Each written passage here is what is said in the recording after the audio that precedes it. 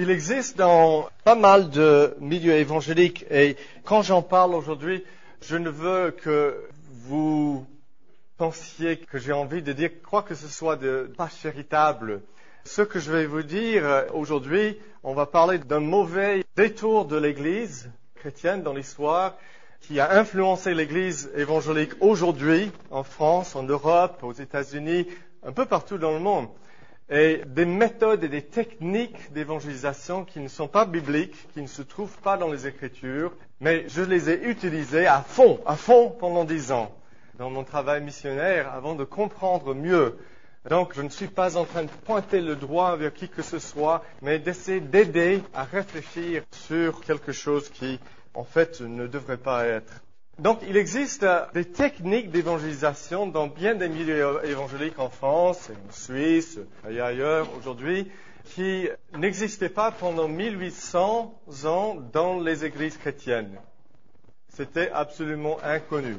Ces techniques n'apparaissent jamais dans la Bible, mais aujourd'hui, ces techniques sont tellement enracinées dans la pensée évangélique qu'il y a des pasteurs qui ne sauraient pas comment mener quelqu'un à Jésus-Christ sans utiliser ces techniques. Et ils me l'ont dit. J'ai reçu des coups de fil là-dessus. J'ai eu des conversations dans des conférences pastorales où des pasteurs m'ont dit, mais si on n'utilise pas cette technique, comment est-ce qu'on peut tirer le filet et amener quelqu'un vraiment jusqu'à la conversion? Donc cette technique ou ces techniques, ça prend différentes formes. Dans certaines campagnes d'évangélisation, vous allez avoir le grand évangéliste qui appelle les gens devant vers l'estrade. Et en face à face, on va demander à la personne de prier une prière de conversion toute faite, déjà écrite. Ou bien dans une réunion, on demande aux gens de fermer les yeux et on demande à ceux qui veulent se donner au Seigneur de lever la main. Donc venir devant, prier une prière à haute voix, lever la main.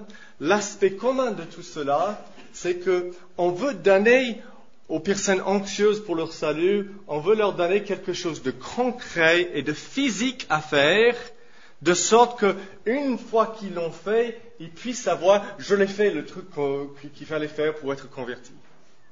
Donc on leur donne quelque chose de très concret, une démarche où ils peuvent se dire, voilà, j'ai fait ce qu'on m'a dit qu'il fallait faire pour venir à Jésus. Il y a 1 an, dans ma ville, on a eu un culte en commun. Et donc, le but était d'avoir un culte d'évangélisation. Il y avait plusieurs centaines de personnes venues. Et à peu près 3 mois après, nous avons tenu une rencontre de pasteurs. On a fait le bilan. Le président a demandé combien de gens est-ce que vous avez dans vos cultes de dimanche comme résultat de cette réunion. Et on était une vingtaine de pasteurs et il n'y avait personne. Aucun résultat. Aucune église n'avait eu une conversion à partir de cette réunion. Et un des pasteurs influents de la ville a tout de suite dit, mais attends, je ne me souviens plus, est-ce qu'il y a eu un appel? Est-ce qu'il y a eu un appel? Et dans le langage des pasteurs, ça signifie, est-ce qu'on a fait cette technique? Est-ce qu'on a donné une occasion aux gens de faire quelque chose de physique? Lever la main, signer une carte, prier une prière, ça discutait et c'était pas clair, on se souvenait pas. Et le pasteur dit, mais voilà, l'année prochaine, il faut pas qu'on refasse cette erreur. Donc cette année, quand on a... Bon, je dois avouer, moi, au moment, j'ai dit au pasteur, mais messieurs, l'évangile contient son propre appel. L'évangile est son propre appel. Repentez-vous et croyez au Christ. C'est l'appel de l'Évangile, c'est son appel.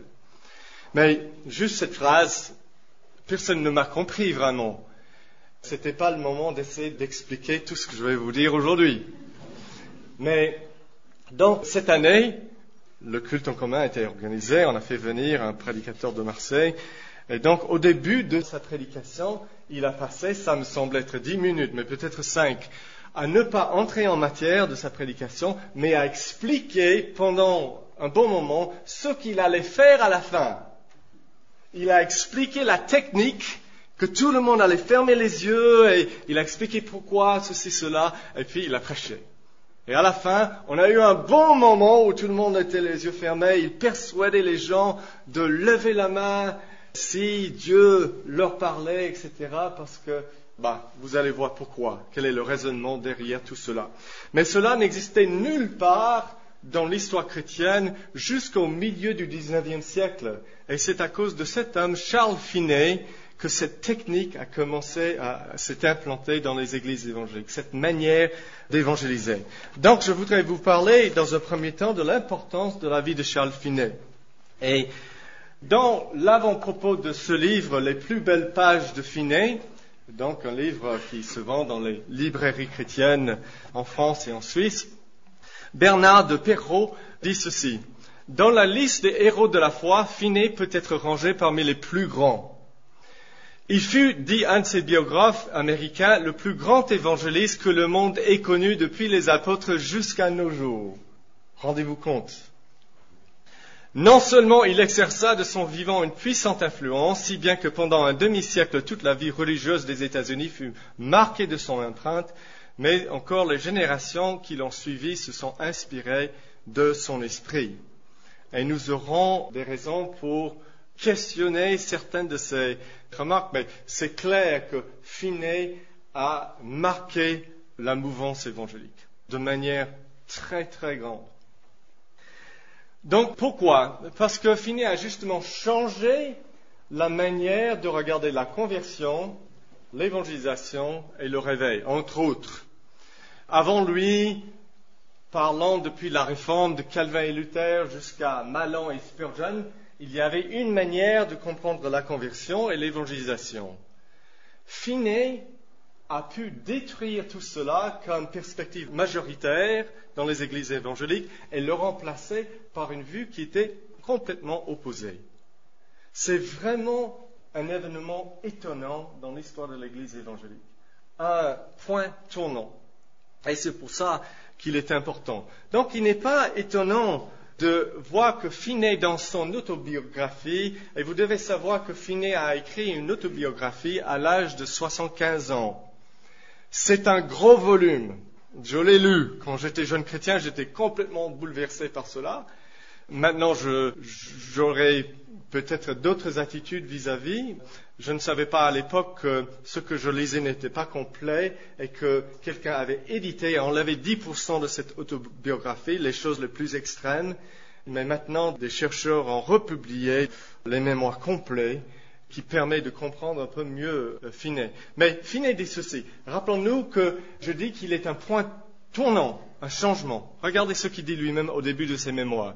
Il a plu à Dieu de lier mon nom et mes efforts en quelque mesure avec un mouvement étendu de l'Église de Christ, regardé par certains comme une nouvelle époque dans l'histoire, surtout en ce qui concerne les réveils spirituels, comme ce mouvement comprenait le développement d'une quantité considérable de changements dans les perspectives sur diverses doctrines, des perspectives qui étaient inhabituelles. Et comme ce mouvement fut accompli par un changement des moyens pour entreprendre le travail d'évangélisation, il est très naturel qu'un certain manque de compréhension prévale. Voilà la manière dont il commence ses mémoires. Je voudrais vous parler un moment du contexte historique de la vie de Charles Finney pour qu'on puisse comprendre. Aux États-Unis, il y a eu 2 grands réveils dans le 19e siècle. Le premier a commencé au milieu des années 1730 et s'est terminé vers 1760. Mais arrivé vers le 19e siècle, vers 1800, le visage religieux du pays a grandement changé. La population américaine s'est multipliée par 5 par une immigration massive. L'âge des philosophes des Lumières est venu. Il y a maintenant, dans le nord-est des États-Unis, ce qu'on appelle la Nouvelle-Angleterre, des clubs d'athées dans toutes les grandes villes. L'athéisme court. Et il y a encore un peuple pieux dans le pays, un peuple chrétien, mais il y a un déclin très sensible et les chrétiens commencent à s'inquiéter de l'état spirituel de leur pays et commencent à prier. Et donc, en 1792, selon les historiens, c'est cette année qu'il y a eu la première apparition de ce réveil qui a duré de 1792 jusqu'à peu près 1825, peut-être 30, les dernières lueurs du réveil étaient encore là dans les premières années de 1830. Un réveil puissant qui a amené des centaines de milliers de gens dans les églises chrétiennes dans l'espace de 25 ans, 30 ans. Les scènes, je ne peux pas vous les décrire, c'est incroyable quand l'Esprit de Dieu est descendu sur la population et sur les églises. Mais donc, dans ce réveil, il faut comprendre qu'il y a eu des vagues, peut-être 4 ou 5 vagues de conversion en masse pendant cet espace d'une trentaine d'années. Et je voudrais tout simplement vous donner quelques citations de gens qui étaient là, des pasteurs qui étaient impliqués dans ce réveil pour que vous puissiez le comprendre. Le pasteur Gardiner Spring, qui était impliqué dans le réveil, dit ceci. Du moment où je suis entré à l'université en 1800 jusqu'en 1825, il y a eu une série ininterrompue de visitations célestes se répandant dans différentes parties du pays. Pendant toute cette période de 25 ans, il n'y a pas eu un seul mois où on ne pouvait pas pointer le doigt vers quelques villages, villes ou facultés de théologie et dire « Regardez ce que Dieu a accompli ». Ensuite, nous avons le témoignage de pasteur Edward Griffin, aussi impliqué dans le réveil, mais cette citation, vous voyez, c'est en 1799, donc il parle après la première vague de conversion. Le réveil est loin d'être fini, mais il dit ceci au sujet de cette première vague. Je pouvais me tenir à la porte de ma maison à New Hartford, Connecticut, et compter 50 ou 60 assemblées chrétiennes contiguës étalées dans un seul champ de merveilles divines. Et compter autant d'autres encore en différentes parties de la Nouvelle-Angleterre sous le même effet. Pour vous donner juste un exemple de l'effet de ce réveil, je vais juste prendre le cas de l'église presbytérienne. On ne va pas parler des baptistes ou des méthodistes ou des anglicanes aux États-Unis, mais entre 1807 et 1834, l'église presbytérienne aux États-Unis est passée de 18 000 membres à 248 000 membres. Donc, une croissance de 14 fois en 24 ans. Pour rendre ça concret, nous avons à peu près 400 000 évangéliques en France aujourd'hui. Selon les chercheurs et selon la courbe de croissance des évangéliques en France, dans 24 ans, on aura 600 000 évangéliques plutôt que 400 000. Mais si on avait un réveil de la même proportion de celui-ci, on n'aura pas dans 24 ans 600 000 évangéliques, mais 5 600 000. Voilà. Le réveil a pris les églises par surprise. Vous devez comprendre qu'il y avait un souci, il y avait une prière croissante pour le changement, pour le réveil, mais les églises ne faisaient aucune organisation spéciale de réunion, de campagne d'évangélisation ou quoi que ce soit. Les églises continuaient fidèlement les rencontres, les cultes normaux de l'église, prêchant, parlant avec les gens personnellement, priant, etc. Edward Griffin, qui était un des pasteurs impliqués dans le réveil, écrit ceci vers la fin du réveil en 1832. Les moyens employés dans ces réveils n'ont été que deux, la présentation claire de la vérité et la prière. Rien ne fut employé pour susciter les émotions, sauf la vérité solennelle et sobre, présentée autant que possible de la manière la plus pertinente et bien appliquée à la conscience. Les réunions furent tranquilles et ordonnées sans aucun autre signe d'émotion chez les auditeurs que le regard solennel et la larme silencieuse. Dieu a employé bon nombre de prédicateurs fidèles partout dans le pays à cette époque et des laïcs aussi, mais il y a une personne qui sort complètement du lot. Il s'appelle Asahel Nettleton, un nom difficile à prononcer. Asahel Nettleton est devenu le prédicateur le plus renommé du pays. Un magazine d'histoire chrétienne estime que 30 000 personnes se sont converties sous ses prédications. Ça signifie 30 000 personnes qui ont manifesté une vie fidèle jusqu'à la fin de leur vie, parce que c'est comme ça qu'on comptait les conversions à l'époque. Il était un homme remarquable. Juste quelques témoignages de ses contemporains. En bas, vous voyez la photo de son biographe, Bennett Tyler, qui était aussi pasteur à l'époque. Nous ne réclamerions pas pour Dr. Nettleton le rang de Whitefield, George Whitefield, le plus grand évangéliste d'un siècle avant. Mais il est prééminent parmi ceux qui ont converti les pécheurs de l'erreur de leur voie et sauvé leurs âmes de la mort. Pasteur Lyman Beecher, un pasteur très influent de la ville de Boston à l'époque, dit ceci. Compte tenu de l'étendue de son influence, je le considère comme hors pair, le plus grand bienfaiteur spirituel que Dieu a donné à cette nation. Il faut comprendre que Lyman Beecher a eu dans son église, comme prédicateur, et Asahel Nettleton et Charles Finney. Et voilà ce qu'il dit au sujet de Nettleton. Et Francis Whalen, qui était un peu plus âgé, mais il était de l'époque, il était le président d'une université américaine qui s'appelle Brown University, qui existe encore, de 1828 à 55. Il dit ceci, « Je suppose qu'aucun autre prédicateur de son époque ne fut l'instrument d'un si grand nombre de conversions. Ses auditoires se pliaient à l'influence de ses prédications comme les arbres de la forêt se plient devant un vent puissant. » Quelles étaient les méthodes de Nettleton? Ces méthodes étaient simples et bibliques.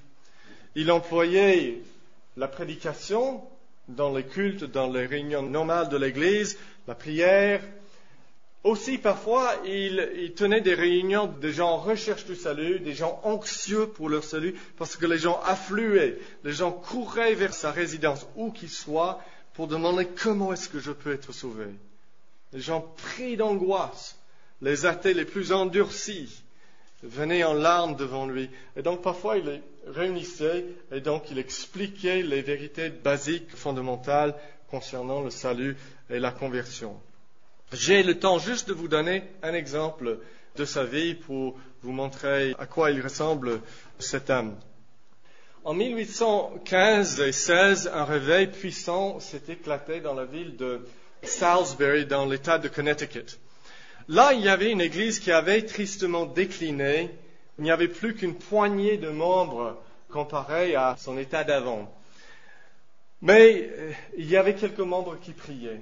Et à un moment donné, ils ont envoyé un des diacres pour chercher Nettleton, qui était quelque part dans la région. Et pendant que cet homme cherchait Nettleton, Nettleton arrive dans la ville. Il se rend à l'église et ceux qui constatent le déplaît. Parce qu'il sent que les gens de l'église de Salisbury sont en train de dépendre de lui pour amener un réveil. Et dans des cas comme ça, quand il sent que les gens mettent leur foi en lui, il a déjà une habitude bien établie. Il plie bagage et il part tout simplement sans jamais prêcher. Donc il annonce aux gens de Salisbury, je cite textuellement, « Je ne peux rien accomplir ici. » Et il s'apprête à partir. Choqués et châtiés, les chrétiens le supplient de rester et persuadés de leur sincérité, ils changent d'avis. Ils tiennent une réunion de prière tout de suite ensemble et ils leur demandent de fixer un rendez-vous pour une prédication le lendemain. Nettleton commence à prêcher tous les jours. Et dans quelques jours, les gens de tous âges et de tous les quartiers de la ville se retrouvent sur une grande anxiété vis-à-vis de leur état devant Dieu, une grande conviction de péché. Les réunions sont bondées, il y a une atmosphère lourde, on peut sentir la présence de Dieu et les réalités de l'éternité, du péché, de sa culpabilité sont tellement réelles et palpables, c'est comme si on pouvait les toucher. Et après 6 mois, on peut compter 300 personnes qui ont professé la conversion et qui, depuis des mois, ont donné des signes évidents d'une vie changée. 27 ans plus tard, un homme présent, un membre de l'église de Salisbury, donne ce témoignage. Il s'appelle Jonathan Lee. En parlant de Nettleton, il dit « Ce serviteur de Christ est venu dans l'humilité de son maître, sans que personne crie des toits pour annoncer son arrivée. Et le Seigneur fut avec lui en vérité. Pendant ces 27 ans écoulés, plusieurs, donc des convertis du réveil de Nettleton, sont morts dans le Seigneur. Ceux qui restent constituent la force de l'Église. Car bien qu'il y ait eu d'autres saisons de moisson spirituelle ici depuis, aucune ne peut s'y comparer pour ce qui est de l'influence permanente sur la communauté, le fruit d'une piété intelligente et la fermeté d'un caractère chrétien. Nombreux sont ceux qui regardent encore ce temps avec la gratitude la plus vivante comme étant la période bénie de leur fiançailles au Christ, comme l'année mémorable de la main droite du Seigneur dévoilée.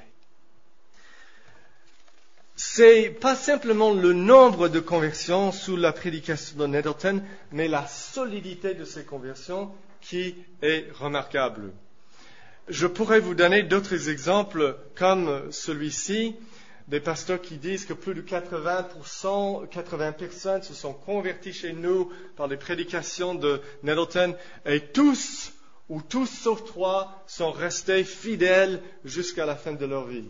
Et dans sa biographie écrite par Bennett Tyler avait sollicité des lettres de la part de beaucoup de pasteurs chez qui Nettleton avait prêché, et les témoignages nombreux disent la même chose, c'est qu'il y avait très peu de fausses conversions sous la prédication de Asahel Nettleton. Très étonnant. Ok, on va quitter Nettleton, on va maintenant penser à Charles Finney. Les deux vont devenir des adversaires au sujet de ce que c'est que la conversion et l'évangélisation. Charles Finney est né en 1792. Ça vous dit quelque chose? C'est l'année où le réveil commence. Donc, il est plus jeune que Nettleton. Finney est né dans une famille sans aucune pratique religieuse. C'est des bons athées. Et il grandit, il passe toute sa jeunesse virtuellement sans aucun contact avec l'Évangile. Il dit lui-même dans ses mémoires qu'à l'âge de à peu près entre 25 et 30 ans, quand il arrive dans une ville qui s'appelle Adams, dans l'État de New York où il va se convertir, il dit ceci: « J'étais presque aussi ignorant de la religion chrétienne qu'un païen et n'avais carrément aucune connaissance de la vérité religieuse. » Maintenant, Finney quitte sa famille, il enseignait dans une école pendant quelques années, et en 1818, il rejoint sa famille dans la ville d'Adams. Et il commence à assister au culte dans une église dont le pasteur s'appelle George Gale. Il dit dans ses mémoires qu'il commence à aller au culte chrétien par curiosité, mais aussi parce qu'il a un sentiment de malaise indéfini. Et bientôt, il commence à avoir une vraie anxiété croissante pour son état perdu devant l'Éternel Dieu. Et finalement, le 10 octobre 1821, il se convertit à Jésus-Christ, entre guillemets. Il se convertit apparemment. Mais il faut comprendre qu'en 1821, le réveil est presque terminé. Il y a encore 7-8 ans, peut-être 10 ans de sa puissance sur la population, mais le plus grand a été fait. Donc, Finney commence presque tout de suite à aider George Gale dans le ministère à l'Église. Finney est un homme très ambitieux, il est très intelligent, il faisait un stage en droit dans un cabinet d'avocats lorsqu'il s'est converti, mais maintenant il a des aspirations vers le ministère chrétien. Il commence à aider Gale et Gale commence à le former pour le ministère.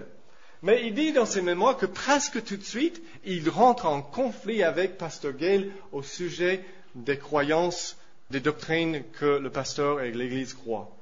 Des doctrines orthodoxes, parce que Gale est un homme du réveil.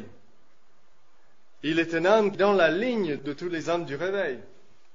Mais Finney dit dans ses mémoires, par exemple, mais il y avait un autre défaut dans l'éducation du frère Gale que je regardais comme fondamental. Si jamais il avait été converti à Christ, parce que Finney rapidement remet même en cause la conversion du pasteur qui l'a amené au Seigneur. Donc, si jamais il avait été converti à Christ, il a manqué de recevoir l'onction divine du Saint-Esprit qui aurait fait de lui une puissance dans la prédication et la Société pour la conversion des âmes. Ça, c'est 45 ans après les faits. Mais quand on regarde les documents de l'époque de la conversion de Finney, parce qu'on a découvert les journaux de la ville d'Adams de l'époque, qui racontent le début du réveil. Et ces journaux disent que le réveil a commencé en septembre 1821, c'est-à-dire un mois avant la conversion de Finney. Et pasteur Gale, dans ses mémoires, disent que c'était même encore plusieurs semaines avant. Donc l'Église est en plein réveil lorsque Finney se convertit. C'est pas pour rien qu'il devient anxieux au sujet de son salut. Et pourtant, Finney pense que Gale n'a jamais eu un ministère d'évangélisation qui fait preuve de l'onction du Saint-Esprit. Et il faut dire que Finney, ses souvenirs sont parfois sujet à doute. Regardez bien ce qu'il dit lui-même dans ses mémoires. Il dit, j'hésite à écrire un récit de ces réveils pour une autre raison. J'ai été fréquemment étonné de découvrir combien mon souvenir des faits qui ont eu lieu il y a bien des années est différent des souvenirs d'autres personnes ayant presque la même capacité à l'époque de constater ces faits. Mes affirmations sont donc très susceptibles d'entrer en conflit avec les souvenirs de certaines personnes qui, à l'époque, auront dû comprendre les faits presque autant que moi. Bien sûr, je dois relater les faits tels que je m'en souviens. Si mon souvenir est erroné dans quoi que ce soit que je relate, ou si, dans un cas quelconque, il diffère nettement des souvenirs des autres témoins de ces réveils, j'espère que l'Église croira que mes affirmations ici sont en accord complet avec mon souvenir actuel des faits. J'ai 75 ans à présent. J'étais bouleversé des récits de Finney en lisant ses mémoires il y a 30 ans, mais j'ai compris après que certains récits, il fallait mettre un peu d'eau dans le vin, ou voir certaines choses autrement. Vous allez comprendre cela. Mais je vous disais que Finney n'aimait pas les doctrines réformées, les doctrines protestantes classiques, les doctrines en fait calvinistes de Gale et de tous les hommes du réveil. Et quand on l'a ordonné en tant que pasteur, vous savez que quand on fait l'ordination d'un pasteur, on l'examine d'abord. Il doit passer devant plusieurs pasteurs et il doit passer 2 ou 3 heures à être examiné. Et lors de son examination, on lui a demandé, est-ce que tu crois à notre confession de foi, la confession de Westminster? Et il a dit, selon ses mémoires, je la crois telle que je la connais. Dans ses mémoires, il avoue qu'il n'avait pas lu la confession de foi. Mais il se justifie en disant, je n'ai pas dit que je la crois, et je dis, je la crois telle que je la connais. Mais il a lu après. Et il dit ceci dans ses mémoires, quand il a compris bien les doctrines de la confession de foi, dès que j'ai appris les doctrines explicites de la confession de foi sur ces points, je n'ai pas hésité en toute occasion convenable de déclarer mon désaccord avec elles. Je les ai répudiées et exposées. Je n'ai pas hésité à les démolir. Vous pouvez aussi voir transparaître un peu la personnalité de Finney qui est un peu impérieux. Il est un peu autoritaire, un peu beaucoup en fait. On va voir.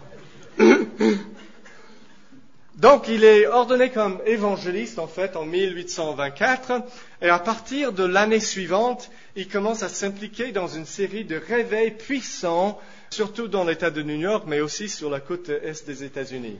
Rappelez-vous qu'il est dans un contexte qui est déjà présent. Le réveil est là, le Saint-Esprit est en train d'agir, et lui, il entre dans ce champ, et il commence à prêcher à des foules incroyables.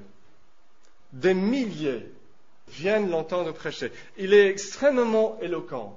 Il a la logique d'un avocat, il a une personnalité très forte et il a un langage très évangélique. Il utilise les termes de péché, de conversion. Donc, mais Finney commence à susciter rapidement des questionnements et même à provoquer des remous dans les églises du pays. Lyman Beecher, un des pasteurs influents de l'époque, a appelé les réveils de Finney, les réveils dans lesquels il était le prédicateur principal, les réveils dénonciateurs. Parce qu'il faut comprendre que Finney est abrupt, il a une manière abrasive Il veut faire rentrer les gens dans le royaume de Dieu plus par le fouet et le foudre que par la vérité et la grâce. Et ses amis et ses détracteurs disent qu'il a une certaine manière de faire. Il essaie de briser les gens émotionnellement pour les amener à se plier, à céder à ses appels. Mais les conditions du réveil sont présentes, et même avec une telle manière de faire, il y a des gens qui se convertissent réellement sous la prédication de Finney, parce qu'ils ont entendu depuis des années de bonnes prédications d'autres pasteurs sur place. Finney s'amène, il prêche, et le Seigneur l'utilise sans doute pour convertir certains. Beaucoup professent la conversion sous sa prédication, mais nous allons considérer ça après. Mais Finney commence à exaspérer les hommes et les femmes pieux par sa manière, par le manque de la tonalité de la miséricorde dans sa prédication, la tonalité de l'évangile lui-même, et pour une deuxième raison. Il vient dans des endroits sans invitation, il commence à prêcher dans ses paroisses, et il commence à censurer les pasteurs sur place, en disant que s'ils ne sont pas en train de faire monter une excitation, que ce sont des hommes au cœur froid. Et donc je voudrais vous donner juste un exemple. En 1827, dans la ville de Troyes, dans l'État de New York, un réveil éclate. Finney est là, et un membre qui est présent à l'époque s'appelle Josephus Brockway, et il donne ce témoignage. Brockway, avant de lire ça, Brockway se plaint parce que, donc il dit qu'il y a une machine mise en mouvement par la violence et portée par la force, même la Bible est mise de côté. Et on va lire sa citation. Pendant un bon moment, alors que l'excitation était à son comble, il ne fallait pas du tout introduire la Bible dans une réunion publique quelconque. Et alors qu'on répétait souvent l'exhortation « Venez les frères, prions maintenant, mais n'offrez aucune prière froide », on soutenait apparemment, je ne dis pas qu'on l'ait dit publiquement, que la lecture de la Bible était une activité trop placide pour des gens animés par l'esprit du réveil. Et vous pouvez voir comment ça devait donner lieu à des excès. Bennett Tyler, le biographe de Nettleton, pas de Finney, mais de Nettleton, inclut dans ses mémoires de Nettleton une lettre écrite par Nettleton dans cette année où le réveil a commencé à Troyes. Et voilà ce que Nettleton dit au sujet de Troyes et le réveil qui commence sous la prédication de Finney. Il y a 7 ans environ, 2000 âmes de cette région furent apparemment nées de nouveau et entrées dans le royaume. Il parle d'une saison de réveil précédente. Okay? Cela s'est passé dans un assez grand calme, mais les temps ont changé. Maintenant, le royaume vient avec éclat. Et il fait référence à Finney. Sans doute une vraie œuvre de grâce se produit à Troyes. Nous croyons que de nombreux pécheurs sont entrés dans le royaume, mais à quel prix terrible. Un bon nombre de nos meilleurs pasteurs ont rendu visite à cet endroit pour observer personnellement. Tout en avouant qu'un certain nombre de vérités bibliques sont prêchées, ils disent sans exception, je n'ai jamais entendu le nom de Dieu employé avec une telle irrévérence. L'église de Troyes est complètement divisée. Certains commencent à faire un culte à part.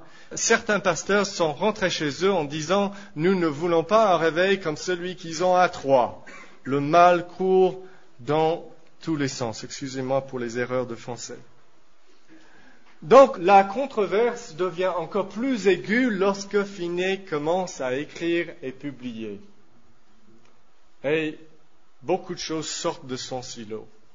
D'abord, il y a les discours sur les réveils religieux, qui est devenu un livre bien connu, traduit dans beaucoup de langues. Quand je vais à la librairie chrétienne dans ma ville, je monte l'escalier et je vois ce grand livre en grand format orange, Finney, les discours de Finney sur les réveils religieux. Livre que j'avais lu en Afrique il y a 28 ans. Et la même version, la même édition. Pendant toutes ces années, les évangéliques en France lisent toujours ce livre. Et vous allez voir ce que ce livre dit tout à l'heure. Mais il commence à écrire et la controverse s'augmente. Et à un moment donné, Nettleton et Finney se rencontrent. Les gens exhortent Nettleton de rencontrer Finney pour essayer de le raisonner. Il le fait à 2 reprises en 1827, cette année du réveil à Troyes. Et c'est un dialogue de sourds. Finney est plus jeune, mais aucun respect par rapport à Nettleton. Plus tard, il va publier des déclarations comme quoi Nettleton est un homme refroidi, qui ne connaît pas l'onction du Seigneur. Mais quelque chose de bizarre se passe. Finney donne ses arguments, Nettleton les tient vis-à-vis des doctrines et des pratiques de Finney. Et un pasteur très important se range du côté de Finney. Personne ne gagne la discussion. Un an plus tard, c'est presque oublié, sauf que les gens commencent à rallier vers Finney. Et Finney gagne, en fait. Ses perspectives commencent à prendre le dessus. Et quand on arrive à 1900, donc 70 ans après ces événements, personne aux États-Unis ne connaît le nom d'Asahel Nettleton.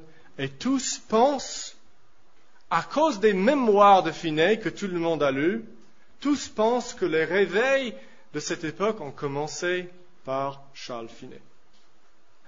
Un point tournant dans l'histoire. Cette controverse, d'abord, concerne la théologie de Finney.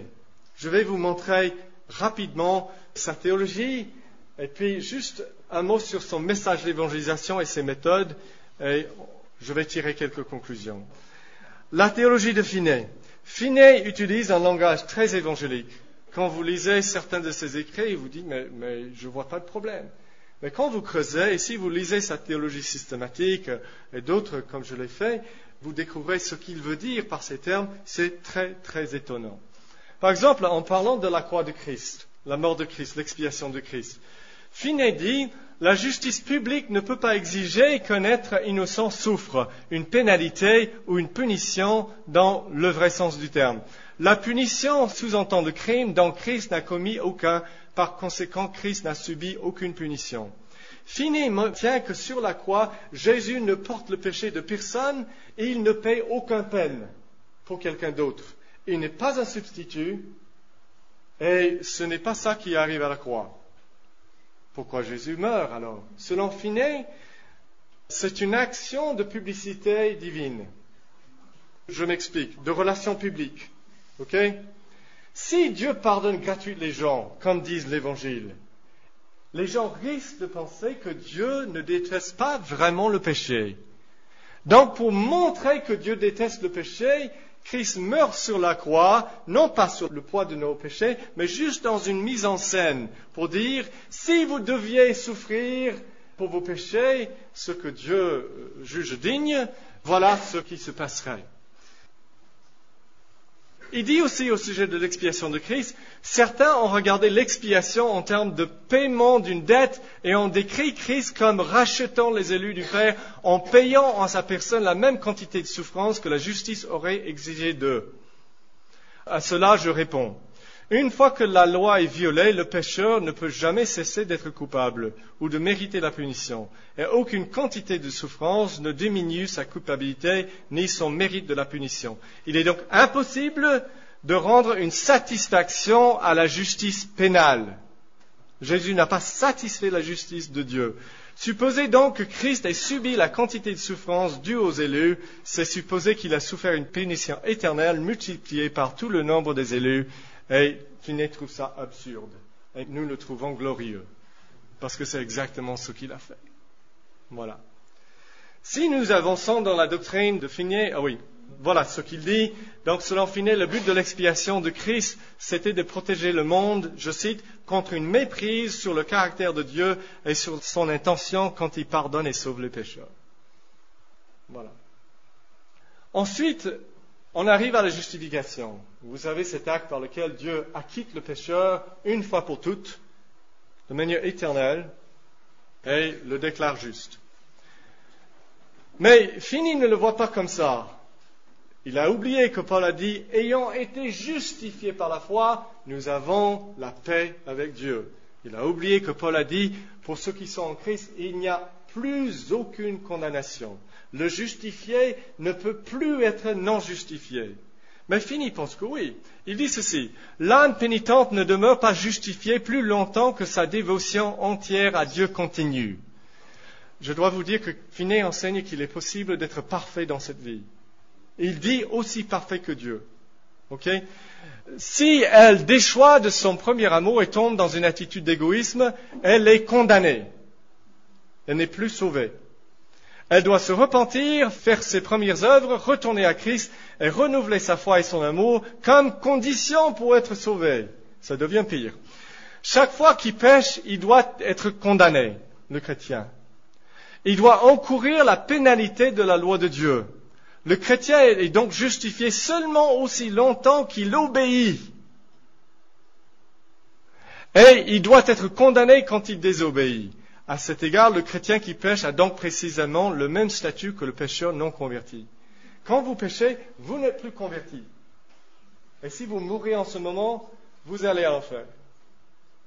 Voilà l'enseignement de Finney. C'est le salut par les œuvres. C'est le salut par l'obéissance. Et c'est ce qu'enseigne Charles Finney. C'est pour ça que j'ai dit tout à l'heure, il s'est converti entre guillemets. Parce qu'il ne comprend pas l'évangile, le salut par la grâce. Cet homme dont Messieurs de Perrault a dit au début de notre séance, le plus grand évangéliste depuis les apôtres. Nous allons continuer. Excusez-moi, c'est pas gai, hein? Mais parlons du péché originel. La Bible enseigne, les évangélistes du réveil enseignaient que nous sommes nés, conçus et nés dans ce monde à cause d'Adam avec une nature corrompue, un cœur corrompu, et nous péchons parce que nous sommes pécheurs dans notre constitution. N'est-ce pas? Vous le savez tous. Non pas selon Finney.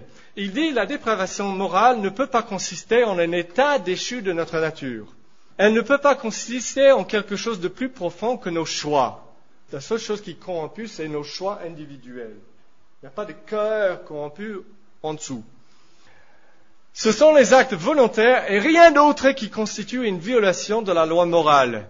La dépravation morale, telle que je comprends le terme, ne consiste pas en et ne sous-entend pas une nature pécheresse. Ce n'est pas une corruption de ce que nous sommes par constitution.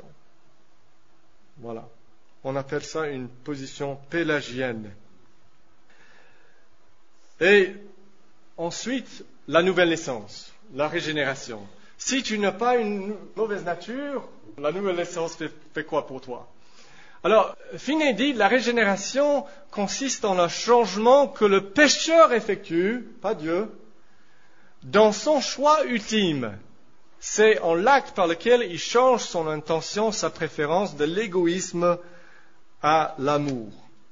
Ce n'est pas Dieu qui vient te vivifier spirituellement, mais c'est toi qui décides, tu ne vas pas y vivre égoïstement, mais plutôt de manière altruiste. Donc on peut bien se demander comment ça se passe. Qu'est-ce que le Saint-Esprit fait quand je suis régénéré, si c'est moi?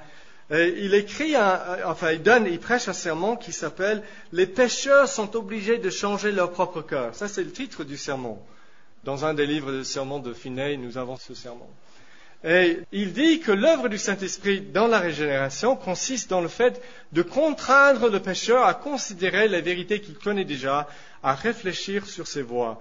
C'est en réalité ce fait de contraindre le pécheur à considérer la vérité qui l'amène à se tourner vers Dieu. En d'autres termes, le Saint-Esprit ne fait rien en vous, dans la régénération, il se tient en dehors de vous, tout comme un prédicateur, et il t'oblige à réfléchir sur certaines choses que tu n'as pas réfléchies. Voilà, comme je dirais à un ivrogne, si j'avais la possibilité de s'asseoir, tu ne peux pas bouger jusqu'à ce que tu écoutes tous mes arguments pour ne plus boire. C'est tout ce que le Saint-Esprit peut faire pour toi. Il ne peut pas faire plus. Or, la Bible compare l'action du Saint-Esprit dans la nouvelle naissance comme une création. Que la lumière soit et la lumière fut. Voilà. Donc, voilà pour cette doctrine. Mais Finney voulait que les hommes puissent se régénérer à n'importe quel moment sous sa prédication. Donc, il a arrangé ses doctrines de manière à ce que ça ne dépend pas d'un acte souverain de Dieu qui doit régénérer qui il veut quand il veut, mais ça dépend de l'homme qui peut faire cet acte à n'importe quel moment. Maintenant, le réveil. Finney dit ceci au sujet du réveil. Un réveil n'est pas un miracle et il ne dépend en aucun sens d'un miracle. Il est la conséquence purement logique d'un bon emploi des moyens institués pour le produire. autant que n'importe quel autre effet effectué par l'utilisation des moyens. Il utilise souvent l'illustration d'un fermier qui plante la semence. C'est la même chose. La doctrine qui dit que la nouvelle naissance et le réveil dépendent forcément d'une activité divine est pernicieuse. Aucune doctrine n'est plus dangereuse à la prospérité de l'Église que celle-ci, et rien n'est plus absurde. Très étonnant, n'est-ce pas? Il dit ailleurs qu'il faut la bénédiction de Dieu pour que le réveil se produise, mais il dit que la bénédiction de Dieu est tellement liée aux moyens que si tu utilises les moyens bien, le réveil doit venir. Il n'y a aucune place pour un Dieu souverain qui, selon la croyance avant Finney, les prédicateurs croyaient que nous avons un rôle.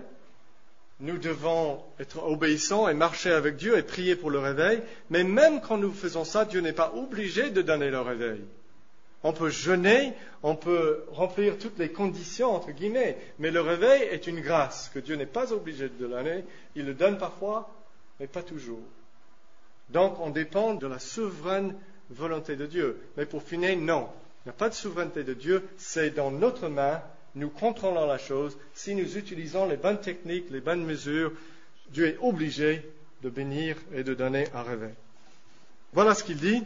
Si toute l'Église, donc en Amérique, en tant que corps, s'était mise au travail il y a 10 ans, il est possible qu'aucun pécheur impénitent ne resterait dans le pays aujourd'hui. Le millénium serait pleinement venu aux États-Unis avant ce moment. Donc vous voyez à quel point l'homme a dans ses mains, dans son contrôle, l'action divine pour la conversion des gens. Ok, on va maintenant parler du message d'évangélisation de Finney, mais très courtement, j'ai 2 choses à dire.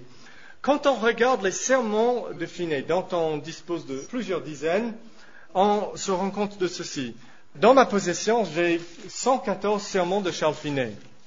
Il n'y a que 3 qui sont des prédications directement au sujet de la croix de Jésus-Christ. Et de ces 3, 2 passent tout le temps, presque tout le sermon, à expliquer pourquoi Christ n'a pas porté les péchés des pécheurs sur lui et n'a pas payé leur peine. Voilà. Donc la première chose qu'on peut dire au sujet de Charles Finney, c'est qu'il n'est pas un homme qui prêche Jésus-Christ crucifié comme le grand objet de la foi. La grande source de salut vers laquelle on peut regarder, et si on le comprend, et s'y appuie, on est sauvé. Ce n'est pas son message. Deuxièmement, il parle de Christ, mais pas dans ce sens de le mettre au centre. Deuxièmement, il donne une sorte d'appel dans son évangélisation à une sorte de conversion floue qui n'a pas besoin d'un médiateur de Jésus-Christ, d'une rédemption. J'explique ce que je veux dire. Il dit ceci en expliquant comment amener des gens à Christ. C'est dans un livre qu'il a écrit aux pasteurs pour les aider à savoir comment amener des gens à la conversion. Et il dit ceci, en général, vous pouvez donner au pécheur n'importe quelle consigne ou lui dire de faire n'importe quel acte qui exige un bon cœur, et si tu l'amènes à comprendre et à faire cet acte, il sera sauvé. D'accord? Ensuite, il existe une grande diversité dans le cheminement des gens, quel que soit le point entre Dieu et le pécheur sur lequel on se focalise. Quand le pécheur cède à ce point, il est converti. Quelle que soit l'action requise, si elle demande l'obéissance du cœur à Dieu sur n'importe quel point, c'est la vraie conversion. Et ça, c'est ce qu'on appelle l'hérésie. Ça, à la réponse, que dois-je faire pour être sauvé? La Bible donne une réponse complètement différente. Ce n'est pas n'importe quel acte d'obéissance, c'est un acte spécifique. Crois au Seigneur Jésus et tu seras sauvé. Le vrai appel a besoin d'un Christ qui a payé la peine et vers lequel on peut s'appuyer. Finney n'a pas besoin de Jésus-Christ, même si Christ n'était pas venu, n'était pas mort, ça ne changerait pas son appel parce que c'est un appel fait n'importe quel acte d'obéissance. Une conversion sans Christ. Une conversion sans référence à la croix. Les méthodes de Finney. Avant Finney, il n'y avait pas de technique pour voir quelqu'un se convertir. Les hommes prêchaient Dieu, prêchaient le péché, prêchaient le Christ et sa croix, et prêchaient la conversion, c'est-à-dire la repentance et la foi. Ils expliquaient ce que c'était que se repentir et ce que c'était que croire en Christ, s'appuyer uniquement sur lui et son œuvre pour être en règle avec Dieu. Ils prêchaient ça et ils appelaient les gens. Repentez-vous, venez à Christ, mettez votre confiance en lui, il a tout accompli. Il n'est pas nécessaire d'ajouter quoi que ce soit, c'est un don. Ils prêchaient, ils appelaient les gens et puis ils laissaient les gens avec Dieu. Ils laissaient l'affaire de la conversion entre l'homme et Dieu. Ils ne leur donnaient rien de concret à faire. Comme dans le Nouveau Testament. Vous ne voyez jamais Pierre dire « Tous ceux qui veulent venir se convertir, venez devant. » Ou l'apôtre Paul « Levez la main dans la ville de je ne sais pas, Athènes, si vous voulez vous convertir. » Il n'y a jamais une technique. C'est l'évangile qui est la puissance du salut, pas l'évangile plus la technique humaine ajoutée à la fin. Et c'est comme ça que les gens du réveil, avant Finney, évangélisaient. Il n'y a pas de technique. Mais, comme le pasteur qui m'appelle de Lyon un jour, il dit, mais si vous n'utilisez pas la technique, comment est-ce que vous tirez le filet? Je dis, pasteur, le Saint-Esprit tire le filet. J'ai utilisé ces techniques pendant des années et j'ai vu beaucoup de fausses conversions. J'ai arrêté, j'ai commencé à prêcher et depuis plus de 20 ans maintenant, j'ai vu des gens plutôt venir vers moi en disant « Le Christ m'a sauvé » ou « Je pense que le Christ, j'ai la foi ». Pas besoin de leur donner une petite chose à faire, ils viendront parce que le Saint-Esprit fait tomber les écailles, ils voient Christ, ils l'embrassent et à un moment donné, par l'assurance du Saint-Esprit, ils savent qu'ils sont venus. C'était comme ça l'évangélisation, jusqu'à Finney. Mais Finney change tout cela. Il commence ce qu'il appelle les nouvelles mesures. Et entre autres, il y a le banc des anxieux, ou le banc des pénitents. Donc, il appelle les gens anxieux à venir devant, et il pense que si les gens s'affichent devant le public, et à vous qui sont pécheurs, là vous avez, c'est scellé, c'est la conversion. Et il y a d'autres manières, d'autres moyens, d'autres mesures, mais il dit par exemple ceci. Voilà quelques exemples. J'ai appelé tous ceux qui voulaient donner leur cœur à Dieu à venir devant et s'asseoir au premier banc. Ça aurait pu être une campagne d'évangélisation aujourd'hui, cette phrase. Hein? Je les ai appelés à s'agenouiller et à s'engager au Seigneur définitivement à cet instant même. J'ai demandé à ceux que s'agenouillent, seuls ceux qui étaient prêts à faire ce que Dieu leur exigeait et ce que je leur présentais. J'ai appelé à ceux qui s'étaient décidés à venir devant pour renoncer publiquement à leurs péchés et pour se donner à Christ. Voilà les méthodes de Finney. Et donc, de cette manière, il court-circuitait l'œuvre de Dieu dans des gens anxieux. Parce que vous savez, chers amis, que quand quelqu'un est sous le poids de la conviction de péché, il est prêt à faire n'importe quoi pour être soulagé, n'est-ce pas? Si vous lui dites de venir devant, il viendra devant. Même s'il est complètement aveugle à l'évangile, s'il ne comprend rien encore, s'il n'est pas régénéré, s'il ne sait même pas ce que c'est vraiment que la foi, il viendra devant. Donnez-lui une prière, il le priera avec des larmes. J'ai remarqué qu'en faisant ça sur le campus d'Abidjan, en Côte d'Ivoire, que j'étais capable d'amener beaucoup de gens à prier la prière. Mais des semaines plus tard, j'ai compris que ces pauvres gens avaient pensé que c'était une autre œuvre qu'ils ajoutaient à toutes leurs autres œuvres. Et ils croyaient toujours dans le salut par les œuvres. La prière, c'était juste une de plus. Oh, je dois faire ça? D'accord, parce que je veux être sauvé. Donc, Finney court-circuitait cette œuvre de Dieu, faisait penser aux gens qu'ils étaient convertis parce qu'ils avaient fait la démarche demandée. Et vous allez voir presque tout de suite le résultat. Mais Finney avait des arguments pour ces mesures. Son premier argument était « Comment puis-je gagner des conversions immédiates si j'enseigne que tous ne sont pas capables immédiatement de se convertir ?» Et la réponse, c'est que Dieu ne nous appelle pas à gagner des conversions immédiates, mais authentiques. C'est à Dieu d'appeler quand il veut. Nous appelons les gens à venir immédiatement à Christ, mais Dieu seul peut les rendre capables de le faire secrètement dans leur cœur. Ensuite, il donne un autre argument. Il dit l'ancienne croyance calviniste ne produit pas des conversions et des réveils, mais regardez tous mes résultats, ça marche. C'est ce qu'il disait dans ses écrits.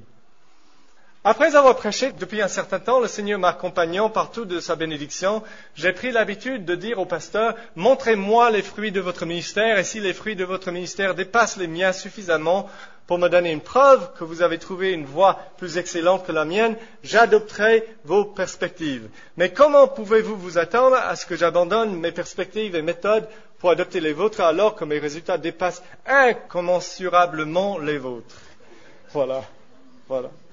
Quelle réponse à cela? La réponse est numéro 1. Le réveil a commencé longtemps avant la conversion de Finney, disons vers la conversion de Finney. Oui, longtemps avant la conversion, parce que ça a commencé l'année de sa naissance. Sous la prédication calviniste et sans les nouvelles mesures. Que peut-on dire des 30 000 conversions d'Asserdonerten qui n'a jamais utilisé les méthodes de Finney? Et qui prêchait toutes les doctrines que Finney refusait de croire. Et voyait comme un obstacle à l'évangélisation. Deuxièmement, quand il parle des résultats beaucoup plus grands que les autres, il faut dire que Finney néglige d'indiquer que ces nouvelles méthodes ont créé une manière différente de compter les convertis. Parce qu'avant, on ne comptait que ceux qui professaient la conversion, donnaient une évidence palpable pendant des mois que c'était vrai, et pouvaient vous expliquer le salut par la grâce et ce que c'est que la repentance et la foi. Mais avec Finney, on compte tous ceux qui viennent devant. On compte tous ceux qui font un acte quelconque. Et donc, quand on compare les chiffres, on est en train de comparer orange avec pomme. Ensuite, il y a un énorme pourcentage des convertis de Finney qui déchoient. Ce qui n'était pas le cas avec la prédication d'avant.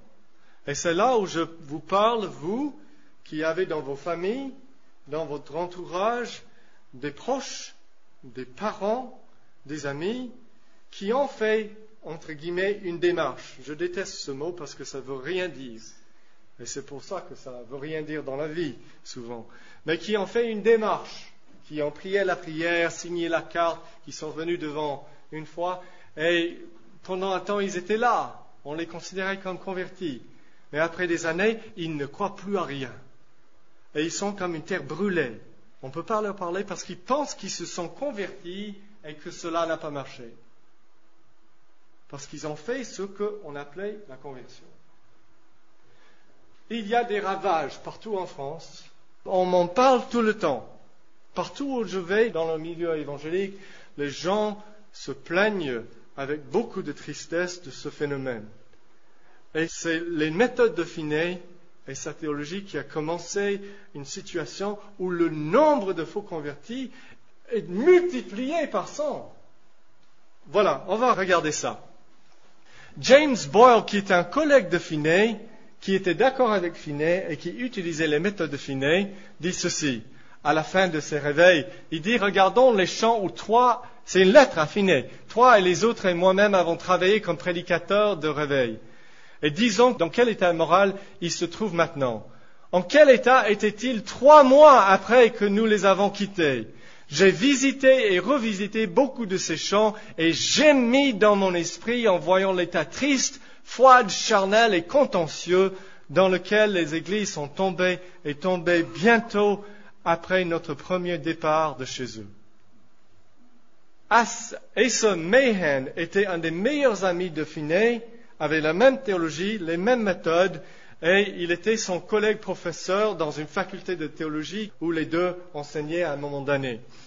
Il dit ceci, c'est avec douleur que je fais allusion aux évangélistes de cette période. Il écrit ses mémoires à la fin de sa vie. C'est un homme renommé, Asa Mahan.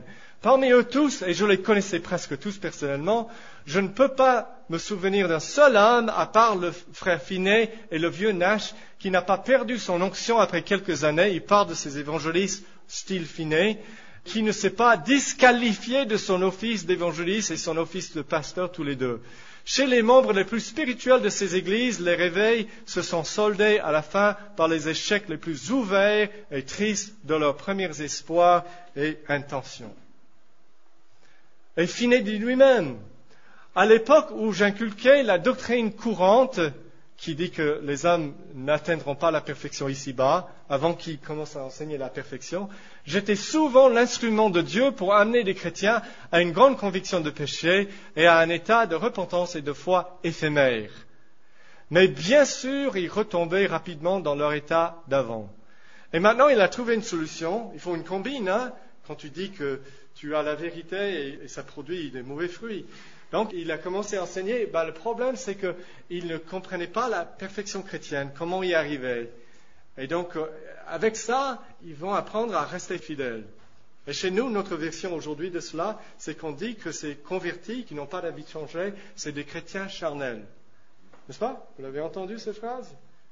Billy Graham dit que 90% des chrétiens évangéliques sont charnels et ne connaissent pas la vie remplie de l'esprit.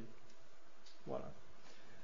Ensuite, Finney dit, en résumé, il me paraît que dans de nombreux cas, on n'a pas transmis à la pensée des gens la vraie idée de ce qui constitue la piété authentique et par conséquent, les fausses conversions ont été désespérément nombreux. Il écrit à la fin de sa vie. Mais il ne met pas ça sur un faux message d'évangélisation et sur des fausses méthodes. Il met ça sur un manque dans son enseignement de la sanctification. C'est dommage. Ce n'est pas qu'ils n'ont pas été bien affermis. Ils ne sont pas rentrés au début. Dans une lettre de Asahel Nettleton écrite à la fin du réveil, il dit ceci. Nous sommes avec Nettleton maintenant. Je viens de rentrer après avoir travaillé dans un endroit qui est devenu une terre brûlée à cause d'une série de réunions prolongées de réveil de la trempe moderne. Donc, Finney. Beaucoup de gens gagnés, entre guillemets, dans ces réveils s'avèrent être tout à fait inconvertis maintenant. Certains ont maintenant trouvé la joie, c'est-à-dire par la prédication de Nettleton qui vient de repasser dans cet endroit. Et il déclare solennellement qu'il n'avait jamais vraiment expérimenté la conviction du péché avant, sous Finney, et n'avait pas su ce que c'était que la nouvelle naissance. Je ne peux pas te donner les détails, sauf pour te dire qu'ils affirment qu'ils savent par leur propre expérience maintenant que les doctrines qu'on leur avait apprises avant sont fausses. Les doctrines de Finney. Maintenant, je vous donne 2 citations de plus et je tire mes conclusions. En 1835, donc vers la fin du réveil, et 11 ans après le mariage de Charles Finney, Finney écrit dans son livre Discours sur le réveil ceci. Nous pouvons voir que les parents pieux peuvent rendre le salut de leurs enfants certain. Ils n'ont qu'à prier avec foi et instruire l'enfant selon la voie qu'il doit suivre, et quand il sera vieux, il ne s'en détournera pas. Mauvaise application du proverbe. Maintenant, ça c'est 11 ans après son mariage, ses enfants sont petits. On va arriver à la fin de sa vie quand ses enfants ont grandi. En 1856, alors que tous ses 6 enfants sont adultes, Finney exclame subitement, en donnant un cours de théologie, « Frères, pourquoi est-ce que j'essaie de vous instruire sur la manière d'élever vos enfants dans la crainte de Dieu, alors que pas un seul de mes enfants ne donne l'évidence d'être converti? Nous pouvons rendre la conversion de nos enfants certains. Aucun de mes 6 enfants n'est converti, ils sont tous adultes. » Voilà le résultat d'une fausse théologie, d'un faux message d'évangélisation et de fausses méthodes. Je tire mes conclusions. Pourquoi est-ce que je vous parle de tout cela? Il n'y a pas eu un grand réveil général dans le monde occidental depuis que la théologie et les méthodes de Finney ont pris le dessus. Dans les siècles depuis la Réforme jusqu'à Finney, 2 ou 3 grands réveils dans chaque siècle. Depuis Finney, rien. Nous avons besoin, chers amis, de retrouver notre confiance dans l'Évangile comme étant la puissance de Dieu pour le salut, sans rien ajouter d'humain. Vous voulez que le Saint-Esprit bénisse votre prédication de l'Évangile? Eh bien, croyez que l'Évangile est puissant. Croyez qu'il n'est aucunement nécessaire de donner rien à faire aux pécheurs, sauf la foi et la repentance qui sont des actions de cœur que seul Dieu peut voir et seul Dieu peut donner à la personne l'assurance qu'il a fait. Sinon, quand la personne est anxieuse, nous lui donnons quelque chose de palpable à faire, cette chose est moins que la conversion. On peut prier une prière sans la foi et la repentance. On peut être, entre guillemets, sincère. On peut être agité, sans comprendre la croix, sans croire dans le sens biblique. Et le problème, c'est que quand il y a un enfant qui est en voie de grandir dans le sein maternel, et quand on fait sortir cet enfant avant le temps, on appelle ça, je ne parle pas de l'avortement parce que dans l'avortement, on a l'intention de tuer. On n'a pas l'intention de tuer les gens spirituellement chez Finney. Mais lorsqu'il y a un enfant qui est né bien avant le temps, on appelle ça une fausse couche et c'est la mort. Ce n'est pas la vie, c'est la mort. Et il y a des gens en voie de conversion et en bafouant la vérité de Dieu et la manière dont il nous a dit d'évangéliser, nous avons fait des fausses couches. Parce que nous n'avions pas confiance dans un Dieu souverain qui peut tirer le filet lui-même.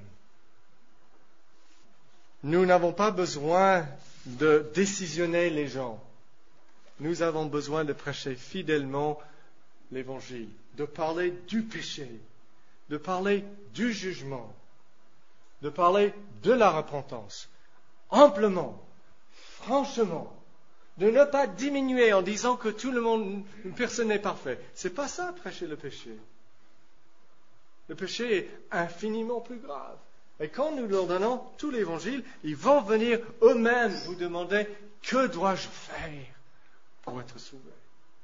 On n'a pas besoin de passer 10 minutes à essayer de convaincre, de persuader, presque de forcer. « S'il vous plaît, levez la main. » Quand quelqu'un se noie, au moment où il réalise, il se noie, il est perdu, on n'a pas besoin de le persuader, de tendre la main pour prendre la corde de secours. Il va le prendre et il va vraiment le prendre. Et quand quelqu'un est né de nouveau et vivifié, il va voir les écailles vont tomber. Il va saisir Christ. On n'aura pas besoin de dire « S'il te plaît, viens Christ » de cette manière. Lève la main, viens devant. Que Dieu nous vienne en aide. Excusez-moi ma passion. Je pense à ces milliers et milliers de personnes que moi-même j'ai trompé dans un sens de cette manière. Et nous avons besoin nous-mêmes, et nous avons besoin de prier pour nos frères et sœurs dans l'Église évangélique, de revenir à une confiance dans l'Évangile qui est la puissance de Dieu pour le salut.